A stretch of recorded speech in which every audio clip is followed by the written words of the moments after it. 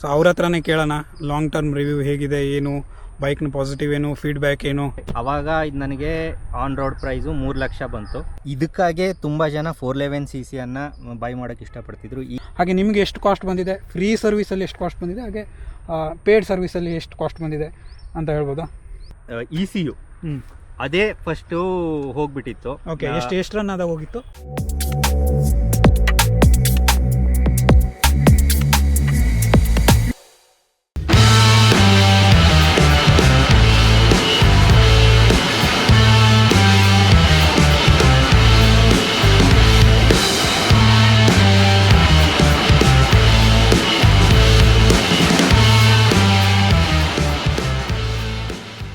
ನಮಸ್ಕಾರ ಕರ್ನಾಟಕ.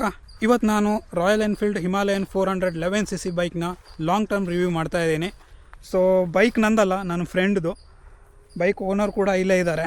ಅವ್ರ ಹತ್ರ ಹೋಗಿ ಮಾತಾಡಿ ಏನು ಫೀಡ್ಬ್ಯಾಕ್ ಇದೆ, ನೆಗೆಟಿವ್ ಪಾಯಿಂಟ್ ಏನು, ಪ್ಲಸ್ ಪಾಯಿಂಟ್ ಏನು, ಅವರು ಕೂಡ ತಗೊಂಡು ಸುಮಾರು 3 ವರ್ಷ ಆಯಿತು. ಅವ್ರ ಹತ್ರ ಹೋಗಿ ಕೇಳೋಣ ಹೇಗೆ ಮೇಂಟೈನ್ ಮಾಡ್ಬೋದಾ, ಮೇಂಟೈನ್ ಕಾಸ್ಟ್ ಎಷ್ಟು ಬರುತ್ತೆ, ಸರ್ವಿಸ್ ಕಾಸ್ಟ್ ಎಷ್ಟು ಬರುತ್ತೆ, ಹಾಗೆ ಏನೇನು ಕ್ವಶನ್ ಇದೆ ನನ್ನ ಮೈಂಡಲ್ಲಿ ಅದನ್ನೆಲ್ಲ ಅವ್ರ ಹತ್ರ ಕೇಳ್ತೀನಿ. ಸೊ ಇವರೇ ನಮ್ಮ Pavan Hegde, Royal Enfield Himalayan 411cc ಬೈಕ್ನ ಓನರು. ಸೊ ಅವ್ರ ಹತ್ರನೇ ಕೇಳೋಣ ಲಾಂಗ್ ಟರ್ಮ್ ರಿವ್ಯೂ ಹೇಗಿದೆ, ಏನು ಬೈಕ್ನ ಪಾಸಿಟಿವ್ ಏನು, ಫೀಡ್ಬ್ಯಾಕ್ ಏನು, ಕಳೆದ 3 ವರ್ಷದಿಂದ ಎಷ್ಟು ಸರ್ವಿಸ್ ಕಾಸ್ಟ್ ಬಂದಿದೆ, mileage. So everything I should ask him. So he'll be going to answer all my questions. So let start the session ನಾವು. ನಮಸ್ಕಾರ ಎಲ್ಲ ವೀಕ್ಷಕರಿಗೂ. ಇದು ರಾಯಲ್ ಎನ್ಫೀಲ್ಡ್ ಹಿಮಾಲಯನ್ 411 ನಾನು ತಗೊಂಡಿರೋದು 2023 ಏಪ್ರಿಲ್ನಲ್ಲಿ. ಆವಾಗ ಇದು ನನಗೆ ಆನ್ ರೋಡ್ ಪ್ರೈಸು 3 ಲಕ್ಷ ಬಂತು. ಇದರಲ್ಲಿ ಮೇನಾಗಿ ಹೇಳಬೇಕು ಅಂದರೆ ಆಯಿಲ್ ಕೂಲ್ಡ್ ಇಂಜಿನ್ ಇದು 411cc. Digital plus analog instrument cluster, ಒಳ್ಳೆ ಕಾಕ್ಪಿಟ್ ಥರ ಇದೆ ಇದು. ಏರೋಪ್ಲೇನಲ್ಲೆಲ್ಲ ಈ ಥರ. ಇದಕ್ಕಾಗೆ ತುಂಬ ಜನ 411cc ಅನ್ನು ಬೈ ಮಾಡೋಕ್ಕೆ ಇಷ್ಟಪಡ್ತಿದ್ರು. ಈಗ ಜಸ್ಟ್ ಈ ಪಾರ್ಟ್ ಮಾತ್ರ ಮಿಡ್ಲಲ್ಲಿ ಕೊಟ್ಬಿಡ್ತಾರೆ 450cc. ನಂತರ ಇದು ಡ್ಯೂಯಲ್ ಚಾನಲ್ ಸ್ವಿಚಬಲ್ ABS ಕೂಡ ಇದೆ ಇದರಲ್ಲಿ. ಫ್ರಂಟು ಮತ್ತು ರಿಯರ್ ಎರಡು ಕೂಡ ವೈಬ್ರೇ ಡಿಸ್ಕ್ ಬ್ರೇಕ್ ಇದೆ ಇದರಲ್ಲಿ.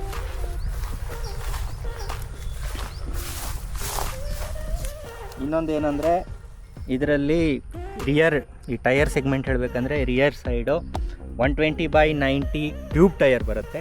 ಫ್ರಂಟಲ್ಲಿ 90/90 ಟ್ಯೂಬ್ ಟೈರ್ ಇದೆ ಇದು.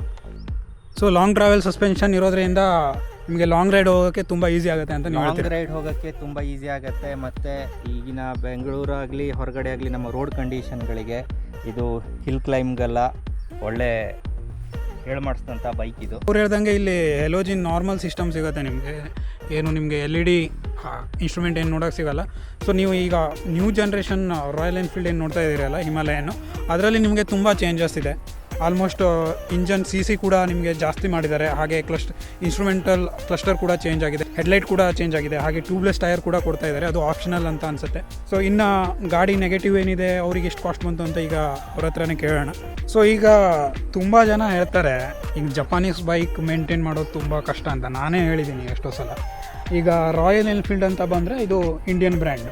ಸೊ ನೀವು ತಗೊಂಡು 3 ವರ್ಷ ಆಯಿತು, ಹಾಗೆ 30,000 ಕೂಡ ರನ್ ಮಾಡಿದ್ದೀರ. ಆಲ್ಮೋಸ್ಟ್ ಇಯರ್ಲಿ 10,000 ಅಷ್ಟು ರನ್ ಆಗಿದೆ. ಲಾಂಗ್ ರೈಡ್ ಕೂಡ ಹೋಗಿದ್ದೀರ ಅಂತ ನೀವು ಹೇಳ್ತಾ ಇದ್ರಿ. ಸೊ ಮೇನಾಗಿ ಅಂದರೆ ಅವರು ಎಷ್ಟು ಕಾಸ್ಟ್ ಬರುತ್ತೆ, ಸರ್ವಿಸ್ ಕಾಸ್ಟ್ ಎಷ್ಟು ಬರುತ್ತೆ ಇನಿಷಿಯಲ್ ಹೇಳ್ತಾರೆ. ಹಾಗೆ ನಿಮಗೆ ಎಷ್ಟು ಕಾಸ್ಟ್ ಬಂದಿದೆ, ಫ್ರೀ ಸರ್ವಿಸಲ್ಲಿ ಎಷ್ಟು ಕಾಸ್ಟ್ ಬಂದಿದೆ, ಹಾಗೆ ಪೇಡ್ ಸರ್ವಿಸಲ್ಲಿ ಎಷ್ಟು ಕಾಸ್ಟ್ ಬಂದಿದೆ ಅಂತ ಹೇಳ್ಬೋದಾ?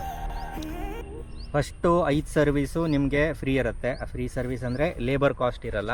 ಆ ಲೇಬರ್ ಕಾಸ್ಟ್ ಇಲ್ಲ ಅಂದರೂ ಕೂಡ ಇದರಲ್ಲಿ 1,500 ರೂಪೀಸ್ ನಿಮಗೆ ಕಾಸ್ಟ್ ಬರ್ತಿತ್ತು.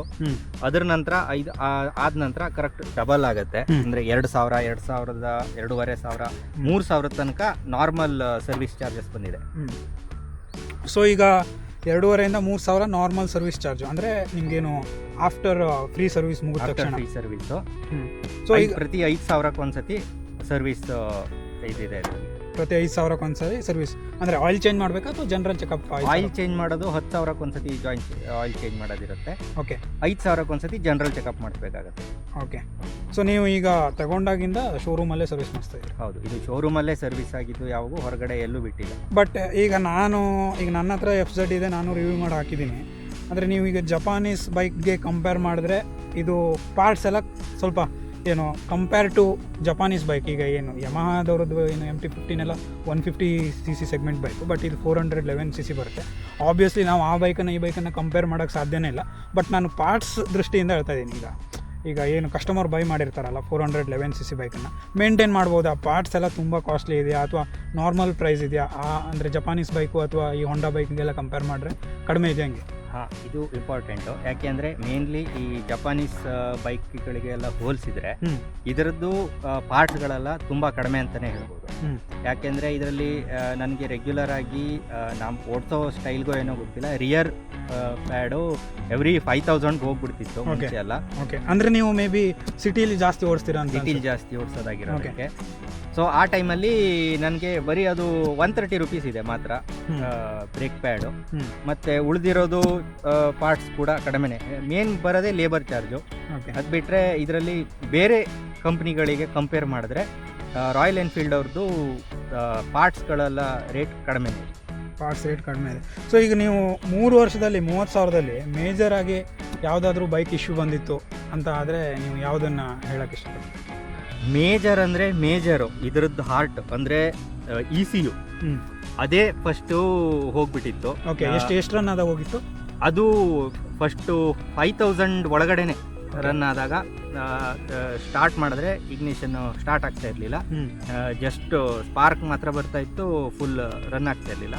ಆಮೇಲೆ ಹೋಗಿ ಶೋರೂಮಲ್ಲಿ ಕೊಟ್ಟಾಗ ಅವ್ರು ಹೇಳಿದ್ರು ಇದು ECU ಪ್ರಾಬ್ಲಮ್ ಇದೆ, ECU ಚೇಂಜ್ ಮಾಡಬೇಕು ಅಂತ. ಅದಕ್ಕೂ ನಾನು ಫಸ್ಟು ECUನೇ ಹೋಗಿದೆ, ಇನ್ನೇನೋ ಎಷ್ಟು ಬರುತ್ತಪ್ಪ ಇದ್ರದ್ದು ಖರ್ಚು ಅಂತ ಅಂದ್ಕೊಂಡಿದ್ದೆ. ಆದರೆ ಬಟ್ ಏನೂ ಪ್ರಾಬ್ಲಮ್ ಆಗಿಲ್ಲ. ನಮ್ಮದು ಇದು 3 year standard warranty plus 2 year extended ಇದೆ. ಸೊ ಇದು ವಾರಂಟಿಲಿ ಕ್ಲೇಮ್ ಆಯಿತು, ಅದನ್ನು ಚೇಂಜ್ ಮಾಡಿದ್ರು. ಅದ್ರ ನಂತರ ನಮಗೆ ಮೇನ್ ಆಗಿ ಬಂದಿರೋದು ಅಂದರೆ ಈ ಚೈನ್ ಸ್ಪಾಕೆಟ್ ಎಷ್ಟು ಬಂದಿದೆ ಅಂದರೆ 18,000 ರನ್ ಮಾಡಿದ್ದೀನಿ. ಅದರ ನಂತರ ಹೋಯ್ತದು ಕಂಪ್ಲೀಟಾಗಿ ಚೇಂಜ್ ಮಾಡ್ಕೊಂಡಿದ್ದೆ. ಸೊ ಈಗ ರನ್ ಆಗ್ತಾ ಇರೋದು ಎರಡನೇ change sprocket. So already 12,000 run ಆಗಿದೆ. ಹೌದು, ಅದಾದ್ಮೇಲೆ 12,000 ರನ್ ಆಗಿದೆ, ಸ್ಮೂತ್ ಆಗಿ ಓಡ್ತಾ ಇದೆ. ಸೊ ಇನ್ನೊಂದು ಮೇಜರ್ ಇಶ್ಯೂ ಅಂತ ಹೇಳಲ್ಲ ನಾನು, ಏನು ಡ್ರಾಬ್ಯಾಕ್ ಅಂತ ಹೇಳ್ಬೋದು. ನಾನು ಯೂಟ್ಯೂಬ್ ಚಾನಲ್ಸಲ್ಲೆಲ್ಲ ಹೇಳ್ತಾ ಇರ್ತಾರೆ ಬೇರೆಯವರು ಬೈಕ್ ರಿವ್ಯೂ ಮಾಡ್ತಾ ಅಥವಾ ರಾಯಲ್ ಎನ್ಫೀಲ್ಡ್ ಓನರ್ಸ್ ಎಲ್ಲ ಹೇಳ್ತಾ ಇರ್ತಾರೆ ಏನಂದರೆ ಸರ್ವೀಸು ಪ್ರಾಬ್ಲಮ್ ಆಗುತ್ತೆ ಅಂತ. ಸೊ ನೀವು ಆ್ಯಕ್ಚುಲಿ ಟೈರ್ 1 ಸಿಟಿಲಿರೋದು, ಸೊ ಟೈರ್ 2 ಟೈರ್ 3 ಸಿಟಿಯಲ್ಲಿ ಆಗಿರ್ಬೋದು. ಬಟ್ ಟೈರ್ 1 ಸಿಟಿಯಲ್ಲಿ ನಿಮಗೆ ಸರ್ವಿಸಿದು ಏನಾದರೂ ಪ್ರಾಬ್ಲಮ್ ಆಗಿದೆಯಾ ಅಥವಾ ಶೋರೂಮಲ್ಲಿ ಏನಾದರೂ ಪ್ರಾಬ್ಲಮ್ ಅನಿಸಿದೆಯಾ? ಅದು ಕಂಪೇರ್ ಟು ಡಿಫ್ರೆಂಟ್ ನಿಮಗೆ ಡೀಲರ್ಸ್ ಇರ್ತಾರಲ್ಲ ಅವ್ರ ಮೇಲೆ ಡಿಪೆಂಡ್ ಆಗುತ್ತೆ. ನಾನು ಒಂದು 2-3 ಕಡೆ ಟ್ರೈ ಮಾಡಿ ನೋಡಿದ್ದೀನಿ. 1-2 ಕಡೆ ಎಲ್ಲ ನೀವು ಹೇಗೆ ಬಿಡ್ತೀರೋ ಅದೇ ಥರ ಅಷ್ಟೇ, ನೀವೇನು ಹೇಳ್ತೀರೋ ಅಷ್ಟೇ ಮಾಡಿ ಕಳಿಸ್ತಾರೆ. ವಾಶ್ ಮಾಡಿ ಜನರಲ್ ಚೆಕಪ್ ಅಂದ್ರೆ ಅಷ್ಟೇ. ಏನಾದರೂ ಪಾರ್ಟ್ಸ್ ಹೋಗಿದೆ ಏನಾದರೂ ನೋಡೋದೇ ಇಲ್ಲ ಅವರು. ಸೊ ನಾನು ಇಲ್ಲೇ ನಿಯರೆಸ್ಟ್ ಮನೆ ಹತ್ರನೇ ಒಂದು ಮಾಡಿಸ್ತಾ ಇದ್ದೆ. ಅವ್ರು ಚೆನ್ನಾಗಿ ಮಾಡ್ತಾಯಿದ್ರು. ಏನಾದರೂ ಪ್ರಾಬ್ಲಮ್ ಇದ್ದರೆ ಅವರೇ ಕಾಲ್ ಮಾಡಿ ಈ ಥರ ಆಗಿದೆ, ಕಾಲ್ ಮಾಡಿ ಹೇಳಿ ರೀಪ್ಲೇಸ್ ಮಾಡ್ಬೋದಾ ಅಂತ ಕೇಳಿಬಿಟ್ಟು ಅವರು ಆ ಪಾರ್ಟ್ಸನ್ನೆಲ್ಲ ರೀಪ್ಲೇಸ್ ಮಾಡಿಕೊಡ್ತಾರೆ. ಸೊ ಅಂದರೆ ನೀವು ಹೇಳೋದು ರಾಯಲ್ ಎನ್ಫೀಲ್ಡ್ ಬೈಕ್ ಓನರ್ಸ್ಗೆ it purely depends on dealer outlet. It's not completely depend on entire Royal Enfield company. It's purely depend on showroom. ಹೌದು, ಶೋರೂಮ್ ಮೇಲೆ ಡಿಪೆಂಡ್ ಆಗಿರುತ್ತೆ. ಅಲ್ಲಿ ವರ್ಕರ್ಸ್ ಹೇಗಿದ್ದಾರೆ, ಅಲ್ಲಿ ನಿಮಗೆ ಮೆಕ್ಯಾನಿಕ್ಸ್ ಎಲ್ಲ ಎಷ್ಟು ಎಕ್ಸ್ಪೀರಿಯನ್ಸ್ಡ್ ಇದ್ದಾರೆ, ಅದ್ರ ಮೇಲೆ ಡಿಪೆಂಡ್ ಆಗುತ್ತೆ. ಓಕೆ, ಸೊ ಇನ್ನು ಲಾಸ್ಟಾಗಿ ಒಂದು ಕೇಳ್ತೀನಿ. ಈಗ ಈ ಮಾಡೆಲ್ಲು ಡಿಸ್ಕಂಟಿನ್ಯೂ ಆಗಿದೆ, ಅದು ಬಿಡಿ ಈಗ ನ್ಯೂ ಮಾಡೆಲ್ ಬಂದಿದೆ, ಅದೆಲ್ಲ ನಾರ್ಮಲ್ಲು ಎಲ್ಲರಿಗೂ ಗೊತ್ತಿರೋದೆ. ಸೊ ಈಗ ಮೈಲೇಜ್ ವಿಚಾರಕ್ಕೆ ಬಂದರೆ ಎಷ್ಟು ಮೈಲೇಜ್ ಬರುತ್ತೆ ನಾರ್ಮಲ್ ಆಗಿ? ಸೊ ನೀವು ಯಾವ ಪೆಟ್ರೋಲ್ ಬಂಕನ್ನು ಪ್ರಿಫರ್ ಮಾಡ್ತೀರಾ? ನಾನಂತೂ ಇಂಡಿಯನ್ ಆಯಿಲ್ ಪ್ರಿಫರ್ ಮಾಡೋದು. ಮತ್ತು ನೀವು ಏನಾದರೂ ಶೆಲ್ಲಲ್ಲಿ ಹಾಕೋಷ್ಟು ರಿಚ್ನೆಸ್ ಇದೆಯಾ ನಿಮ್ಮಲ್ಲಿ? ಇಲ್ಲ, ಇದು ಯಾಕೆ ಅಂದರೆ 2023 ಮಾರ್ಚ್ ಅಲ್ಲ ಏಪ್ರಿಲ್ ನಂತರ ಬಂದಿರೋದಾಗಿದ್ದಕ್ಕೆ ಇದು ಕೂಡ E20 ಕಂಪ್ಯಾಟಿಬಲ್ ಆಗಿದೆ. ಸೊ ನಾವು ಇದನ್ನು ನಾನು ಹಾಕ್ಸೋದು ಯಾವಾಗಲೂ ಇಂಡಿಯನ್ ಆಯಿಲಲ್ಲೇ, ಅಲ್ಲೇ ಮೈಲೇಜ್ ನನಗೆ ಚೆನ್ನಾಗಿ ಬರ್ತಾ ಇದೆ. ಅದು ಬಿಟ್ಟು ಇನ್ಯಾವುದು ಪ್ಯೂರ್ ಪೆಟ್ರೋಲ್ ಹಾಕಬೇಕು, ಎಕ್ಸ್ಟ್ರಾ ಅದು ಪ್ರೀಮಿಯಮ್ಮು ಯಾವುದೂ ಹಾಕ್ಸ್ತಾ ಇಲ್ಲ. ನಾನು ಮೇಜರಾಗಿ ಸಿಟಿಲೇ ಓಡಿಸೋದಾಗಿರೋದಕ್ಕೆ ಇದು ಕೂಡ ನಾರ್ಮಲ್ ಕ್ಲಚ್ ಇರೋದು. ಇದು ಎಲ್ಲರಿಗೂ ಗೊತ್ತಿದೆ ರಾಯಲ್ ಎನ್ಫೀಲ್ಡ್ ಒಂಥರ ಕ್ಲಚ್ ಹೆವಿ ಇರುತ್ತೆ ಅಂತ, ರಗಡ್ ಆಗಿರೋದಕ್ಕೆ ಅದು ಹೆವಿನೇ ಇರುತ್ತೆ ಯಾವಾಗೂ. ಸೊ ಇದು ತುಂಬ ಹೆವಿ ಇದೆ ಕ್ಲಚ್ಚು. ನನಗೆ ಇಲ್ಲಿ ಕ್ಲಚ್ ಹಾಕಿಬಿಟ್ಟು ಗೇರ್ ಶಿಫ್ಟ್ ಮಾಡಿ ಓಡಿಸೋದಾಗಿರೋದಕ್ಕೆ ಸಿಟಿಲಿ 26 to 27 ಮೈಲೇಜ್ ಬರುತ್ತೆ. ಲಾಂಗ್ ರನ್ನಲ್ಲಿ ನಾವು ಒಂದು 400-500 ಕಿಲೋಮೀಟರ್ಸ್ ಎಲ್ಲ ಹಿಂಗೆ ಹೋಗ್ತಾ ಇದ್ದೀವಿ, ಹೈವೇಲಿ ಹೋಗ್ತಾ ಇದ್ದೀವಿ ಅಂದರೆ 32 to 33, 34 ಬರುತ್ತೆ. ಇವರು ರೀಸೆಂಟಾಗಿ ಏನು ಮಾಡ್ತಾಯಿದ್ರು, ಶೋರೂಮ್ ಅವರೇ ಹೇಳೋದಂದರೆ ಸೆಮಿ ಸಿಂಥೆಟಿಕ್ ಇಂಜಿನ್ ಆಯಿಲ್ ಹಾಕ್ತಾರೆ ಅವರು. ನಾನು after market fully synthetic engine ಆಯಿಲನ್ನು ಹಾಕ್ಸ್ತಾ ಇದ್ದೆ. ಅದು ಹಾಕ್ಸಿದ್ಮೇಲೆ ಇನ್ನೊಂದು 2 ಕಿಲೋಮೀಟ್ರು ಮೈಲೇಜು ಜಾಸ್ತಿ Okay. ಆಯಿತು. ಸೊ ಈಗ ನಾವು ಆಲ್ಮೋಸ್ಟ್ ಎಲ್ಲ ರಿವ್ಯೂನ ತೊಗೊಂಡ್ವಿ ನಿಮ್ಮ ಹತ್ರ, ಅಂದರೆ ಆಫ್ಟರ್ ಲಾಂಗ್ ಟರ್ಮ್ ರಿವ್ಯೂ ತೊಗೊಂಡಾಯಿತು. ಸೊ ಈಗ ವೀಕ್ಷಕರಿಗೆ ಈಗ ಈ ಬೈಕ್ ತೊಗೊಳ್ಳಿ ಅಂತ ಹೇಳೋಕ್ಕೆ ಈ ಬೈಕ್ ಏನು ಇಲ್ಲ, ಡಿಸ್ಕಂಟಿನ್ಯೂ ಆಗಿದೆ. ಬಟ್ ನೀವು ಹೇಳೋ ಪ್ರಕಾರ ರಾಯಲ್ ಎನ್ಫೀಲ್ಡ್ ಬೈಕನ್ನು ಪ್ರಿಫರ್ ಮಾಡ್ಬೋದು, ಅಂದರೆ ಸರ್ವಿಸ್ ಕಾಸ್ಟ್ ವ್ಯೂವಲ್ಲಿ ನೋಡೋದಾದರೆ ನೀವು ಅಂದರೆ ರಾಯಲ್ ಎನ್ಫೀಲ್ಡ್ ಬೈಕನ್ನು ಪ್ರಿಫರ್ ಮಾಡ್ಬೋದು ಅಂತ ಹೇಳ್ತೀರಾ. ಮಾಡ್ಬೋದು. ಸೊ ಇನ್ನು ಏನಂದರೆ ಈಗ ನಾನು ಹೇಳೋದು ಬೈಕ್ ಕಾಸ್ಟು ಜಾಸ್ತಿ ಇರುತ್ತೆ ಕಂಪೇರ್ ಟು ಅದರ್ಸ್. ಈಗ ಬೈಕ್ ಕಾಸ್ಟ್ ಜಾಸ್ತಿ ಇರುತ್ತೆ. ಮತ್ತೇನಾಗಿದೆ ಅಂದರೆ ಈಗ ರಾಯಲ್ ಎನ್ಫೀಲ್ಡಲ್ಲಿ 350 cc ವರೆಗೆ ಈಗ ಟ್ಯಾಕ್ಸ್ ಪರ್ಪಸಲ್ಲಿ ನೋಡಿದ್ರೆ ಸ್ವಲ್ಪ ಜನರಿಗೆ ಅದ್ರ ಬಗ್ಗೆ ಮಾಹಿತಿ ಇರ್ಬೋದು. 350 cc ಮೇಲ್ಗಡೆ 40% ಟ್ಯಾಕ್ಸ್ ಬ್ರ್ಯಾಕೆಟ್ ಹೋಗಿದೆ.